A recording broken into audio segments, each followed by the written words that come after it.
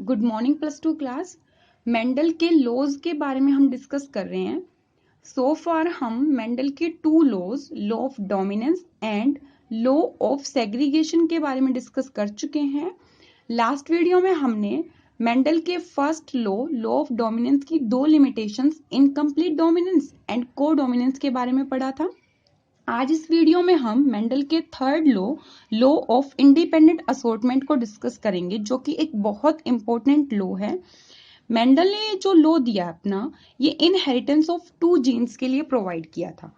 अब inheritance of two jeans का मतलब क्या होता है? देखो, जब हम दो कैरेक्टर्स के ट्रांसफर की बात करेंगे, जैसे यहाँ पे देखिए, राउंड तो सीड की शेप है और येलो उस सीड का कलर है। दूसरा कैरेक्टर रिंकल तो सीड की शेप हुई और ग्रीन क्या हुआ, उसका कलर हुआ। तो जब भी दो कैरेक्टर के ट्रांसफर की बात की जाएगी, उसको क्या बोलेंगे हम? Two gene inheritance. और ये जो क्रॉस किया जाएगा दो कैरेक्टर्स के ट्रांसफर के लिए, इस क्रॉस को क्या बोलेंगे हम? Dihybrid cross. जैसे कि अभी तक हम क्या पढ़ते आए थे, एक करेक्टर को लेते थे हम हमेशा, जैसे कि हमने लिया था टोल और ड्वार्फ प्लांट। तो टोल एक हाइट ली है हमने, वो एक करेक्टर लिया था ना। यहाँ पे हम दो करेक्टर्स की बात कर रहे हैं, तो ये जो इनहेरिटेंस है, इसको क्या बोलेंगे? Inheritance of two genes. So Mendel का ये लॉ इसी के ऊपर बेस्ड है। क्या बोल रहे हैं मेंडल? देखो, when two pairs of characters are in hybrid, जब दो पेयर करेक्टर के हाइब्रिड में होंगे। हाइब्रिड का मतलब क्या है? देखो, ये दोनों करेक्टर साथ में प्रेजेंट है, सेम ऐसे यहाँ पे भी ये दोनों करेक्टर साथ में प्रेजेंट है, तो इसको हम क्या बोलते हैं? हाइब्रिड। ठीक है, जब वो दोनों मिक्सचर में प्रेजेंट हो। So when two pairs of characters are in hybrid, factors of each character assort. Assort का मतलब होता है अलग होना, सेपरेट होना, independent of the factors of other character at the time of gamete formation and randomly reunite in the next generation। मतलब कि ये जो दो करेक्टर हम ले रहे हैं, एक कैपिटल आर लिया है, एक कैपिटल वाई लिया है, ये दोनों के दोनों करेक्टर जब भी हाइब्रिड में आए हैं, तो ये दोनों करेक्टर क्या है? एक दूसरे से इंडिपेंडेंट है, मतलब कि उसके ऊपर डिपेंड नहीं हो रहे। इन दोनों की जो सेपरेशन है, जब भी गैमेट की फॉर्मेशन होगी, वो सेपरेशन क्या होगी? इंडिपेंडेंट होगी। मतलब कि जो कैपिटल आर है वो स्मॉल वाई के साथ भी जा सकता है और कैपिटल आर कैपिटल वाई के साथ भी फ्यूज हो सकता है। सेम ऐसे जो स्मॉल आर है वो कैपिटल वाई के साथ भी जा सकता है और स्मॉल आर स्मॉल वाई के साथ भी जा सकता है। ऐसा कभी नहीं होगा कि कैपिटल आर है तो हमेशा कैपिटल वाई ही उसके साथ कंबाइन होगा, ऐसा कुछ नहीं होगा। तो इसीलिए इसको क्या बोल रहे हैं हम? Law of independent assortment. जो फैक्टर्स हैं किसी भी कैरेक्टर के, वो इंडिपेंडेंट है दूसरे कैरेक्टर से। आर की जो सेपरेशन है वो वाई को इंटरफेयर नहीं कर रही और वाई की जो सेपरेशन है वो आर को इंटरफेयर नहीं कर रही। जैसे कि इसमें देखो, हमारे पास जो F1 जनरेशन थी वो क्या है? Capital R small R capital Y small Y के साथ है। ठीक है, अब यहां से हमारे पास चार टाइप के गैमीट्स बन सकते हैं। क्या क्या गैमीट बन सकते हैं? एक तो कैपिटल आर और कैपिटल वाई आ सकते हैं। ठीक है, एक जो स्मॉल आर है और कैपिटल वाई बन सकता है, कैपिटल आर और स्मॉल वाई गैमीट बन सकता है, और दूसरा गैमीट क्या बनेगा? स्मॉल आर और स्मॉल वाई। इसका मतलब सेपरेशन है जो आर और आर की, वो इंडिपेंडेंट है separation of capital Y and small Y. ये दोनों के दोनों एक दूसरे को अफेक्ट नहीं कर रहे, कोई भी किसी भी कैरेक्टर के साथ ट्रांसफर हो सकता है। ठीक है, तो सेम यहाँ पे भी यही गैमीट्स की फॉर्मेशन होगी, क्योंकि यहाँ पे भी क्या लिया है? सेम ही तो F1 जनरेशन में सारे प्लांट्स जो बनते हैं वो सबके सब क्या होते हैं? सिमिलर होते हैं। रेशियो क्या था? 4:0। मतलब जितने भी प्लांट्स बने सबके सब एक ही टाइप का जीनोटाइप कैरी कर रहे थे।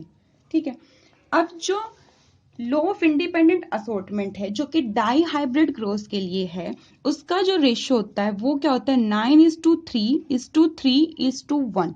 ठीक है, 9:3:1, ये इसका रेशियो रहेगा। फिनोटिपिक रेशियो आपको याद करना है, इसके जीनोटिपिक रेशियो को मेंशन नहीं किया गया कहीं पे भी। ठीक है, सिंपल ये क्रॉस, तो ये चार टाइप के गैमेट्स बना लेंगे आप, कैपिटल आर के साथ कैपिटल वाई, स्मॉल आर के साथ एक बार कैपिटल वाई दिखाएंगे, एक बार स्मॉल आर के साथ स्मॉल वाई, सेम ऐसे कैपिटल आर के साथ एक बार स्मॉल वाई, एक बार क्या दिखाएंगे आप, कैपिटल वाई। तो इस तरह से यहाँ पे 4 टाइप के गैमेट्स की फॉर्मेशन होगी और क्रॉस करने के बाद हमारे पास जो फिनोटिपिक रेशियो है वो ये अपीयर होगा कि 9 प्लांट्स हैं जो वो राउंड और येलो दिखेंगे हमें, और 3 प्लांट्स कैसे दिखेंगे, रिंकल और येलो, और 3 प्लांट्स राउंड और ग्रीन, और एक जो प्लांट है वो रिसेसिव होगा, रिंकल और ग्रीन। सो ये एक रेशियो अपीयर होगा। ओके, नेक्स्ट हम मेंडल के लॉ ऑफ इंडिपेंडेंट असॉर्टमेंट की लिमिटेशन भी पढ़ेंगे, लेकिन उससे पहले आपको क्रोमोसोमल थ्योरी ऑफ इनहेरिटेंस पढ़ाना बहुत जरूरी है। देखो इस थ्योरी में क्या बताया गया, क्रोमोसोम से रिलेटेड कुछ थ्योरी दी गई है। अभी तक हम क्रोमोसोम की बात कहीं भी नहीं कर रहे थे, मेंडल है जो वो फैक्टर्स की बात कर रहे हैं, ना तो उन्होंने जीन वर्ड यूज किया ना क्रोमोसोम वर्ड यूज किया, क्योंकि मेंडल ने अपना वर्क 1865 में पब्लिश कर दिया था और उस टाइम तक इतना माइक्रोस्कोपिक डेवलपमेंट नहीं हुई थी कि क्रोमोसोम्स को आइडेंटिफाई किया जाए, जीन्स को आइडेंटिफाई किया जाए। सो मेंडल ने जस्ट एक रफ आइडिया प्रोवाइड किया था कि कुछ चीज है जिनको हम फैक्टर्स बोल रहे हैं, वो फैक्टर्स ही क्या कर रहे हैं, करेक्टर को एक जनरेशन से दूसरी जनरेशन में लेके जा रहे हैं, जिनको अब हम जीन्स बोलते हैं। ठीक है, जैसे एक कोई जीन एक करेक्टर को डिटरमाइन कर रही है, सेम मेंडल ने भी यही बोला था कि कोई एक फैक्टर कोई एक टाइप का करेक्टर डिटरमाइन करता है। सो मेंडल ने 1865 में अपना वर्क पब्लिश कर दिया था और ये अनरिकॉग्नाइज्ड रहा था 1900 तक। इससे पहले मेंडल की डेथ भी हो गई थी। तो जो मेंडल थे उनकी डेथ के 16 इयर्स बाद मेंडल का वर्क वापस से क्या किया गया, रिकॉग्नाइज किया गया, उसको पहचाना गया, ढूंढा गया कि क्या मेंडल सही बोल रहे थे। ठीक है, और ये जो काम किया था 3 साइंटिस्ट ने किया था, हम पहले भी डिस्कस कर चुके हैं। वो 3 साइंटिस्ट क्या थे, ह्यूगो डी वेराइस, कॉरेंस और वॉन टेस्चरमैक। इन तीनों साइंटिस्ट ने मिलकर क्या किया, 1900 में मेंडल के वर्क को रिडिस्कवर किया था। ठीक है, अब जब 1900 तक क्या हो चुका था, एडवांसमेंट आ चुकी थी माइक्रोस्कोपी में भी, क्रोमोसोम्स की डिस्कवरी हो गई थी, न्यूक्लियस में कुछ थ्रेड लाइक स्ट्रक्चर अपीयर हुए, फिर डीएनए की डिस्कवरी हुई। तो इसके बाद मेंडल के वर्क को क्या कर लिया गया, रिकॉग्नाइज कर लिया गया। ठीक है, फिर 1902 में 2 साइंटिस्ट हुए, सटन एंड बोवरी, जिन्होंने क्या किया, क्रोमोसोम के बिहेवियर को स्टडी किया है। कब, 1900 में तो मेंडल का वर्क हुआ रिडिस्कवर। ठीक है, उसके 2 साल बाद 2 साइंटिस्ट सटन और बोवरी ने क्या किया, क्रोमोसोम्स के बिहेवियर को आइडेंटिफाई किया कि क्रोमोसोम्स क्या चीज हैं, वो कैसे वर्क कर रहे हैं। इन्होंने क्या देखा 1902 में कि जो बिहेवियर है इसका क्रोमोसोम का, वो पैरेलल था किसके, जो फैक्टर्स की बात कर रहे थे मेंडल, जिनको अब हम जीन्स बोल रहे हैं। मेंडल ने जो फैक्टर्स टर्म दी थी उसको हम क्या बोल रहे हैं, अब जीन्स बोल रहे हैं। तो 1902 में सटन और बोवरी ने क्या पाया कि जो क्रोमोसोम है उनका बिहेवियर पैरेलल है, सेम है, बिहेवियर ऑफ जीन्स बोल सकते हो या फिर आप बोल सकते हो फैक्टर। कि मेंडल ने जो जो बातें फैक्टर के लिए बताई थी वो सारी बातें किसके लिए सेम मिली, क्रोमोसोम्स के लिए मिली। और इसी थ्योरी को क्या बोला गया, क्रोमोसोमल थ्योरी ऑफ इनहेरिटेंस, जो किसने दी थी, सटन एंड बोवरी ने 1902 में। क्रोमोसोमल थ्योरी ऑफ इनहेरिटेंस में सटन और बोवरी ने क्या बताया कि जो 2 अलील से एक जीन के लिए वो कहाँ पे लोकेटेड होती हैं, homologous sites on homologous chromosome. Homologous chromosome का मतलब क्या है, मान लीजिए ये हमारे पास एक क्रोमोसोम है, इसके पास हाइट के लिए एक जीन थी। ठीक है, ये क्रोमोसोम है उसी का जिसके पास भी सेम साइट पे हाइट के लिए जीन है।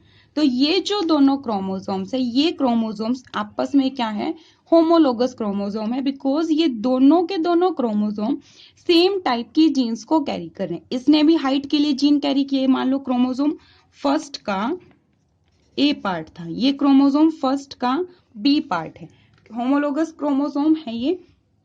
क्यों, क्योंकि इस क्रोमोसोम ए ने भी क्या कर रखा है, इसी लोकेशन पे हाइट के लिए जीन को कैरी किया है, और इस क्रोमोसोम ने भी इसी सेम लोकेशन पे हाइट के लिए जीन को कैरी किया। तो ये दोनों क्रोमोसोम क्या हो गए, आपस में होमोलोगस क्रोमोसोम हो गए।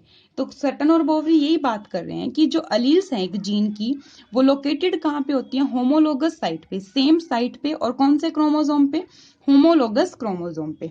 ठीक है, इसके बाद ये क्या बात कर रहे हैं, देखो मैंने आपको cell cycle and cell division +1 class में जो पढ़ाया है उसको एक बार रिमेम्बर करेंगे। देखो cell cycle and cell division में क्या पढ़ा था हमने कि 2 फेज होंगे।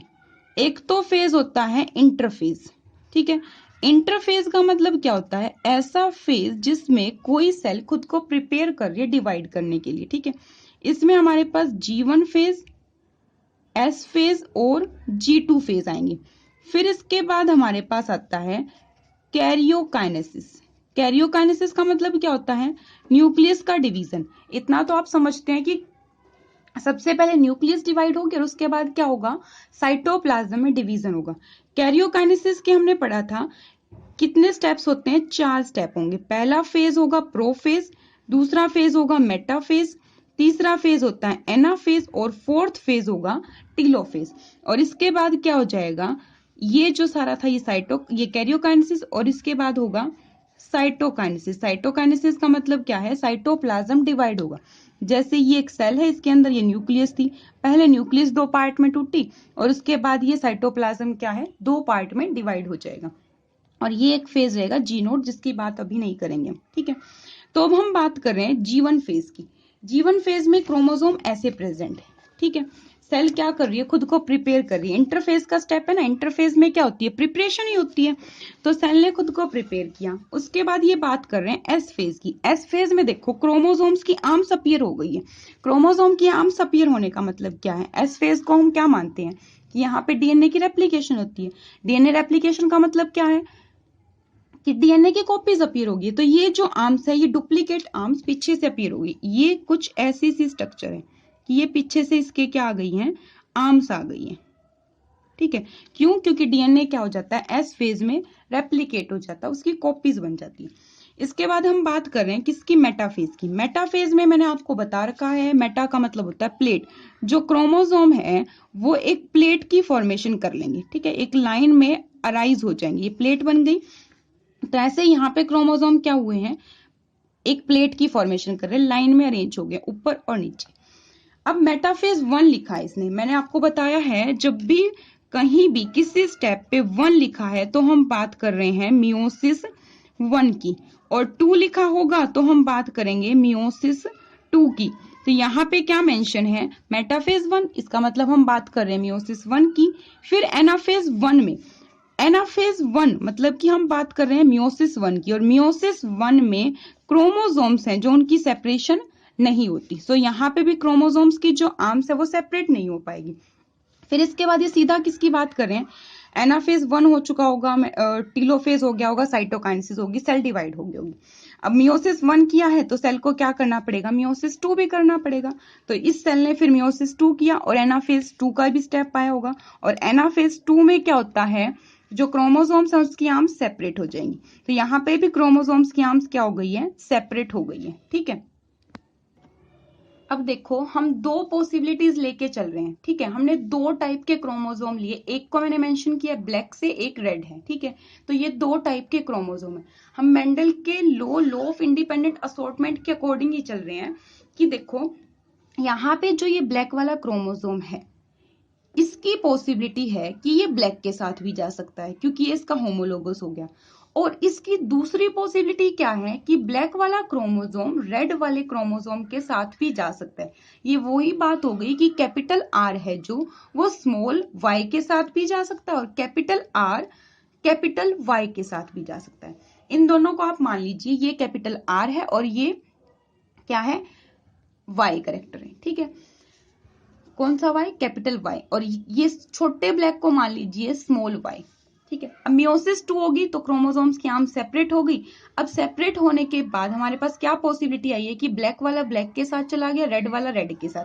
दूसरी पॉसिबिलिटी क्या आई है कि ब्लैक वाला रेड के साथ चला गया और रेड वाला ब्लैक के साथ चला गया। तो ये 2 पॉसिबिलिटीज हैं जिनकी बात मेंडल कर रहे थे कि जो क्रोमोसोम्स हैं, जो फैक्टर्स हैं वो इंडिपेंडेंट है, कि ब्लैक रेड के साथ भी जा सकता है और ब्लैक ब्लैक के साथ भी जा सकता है।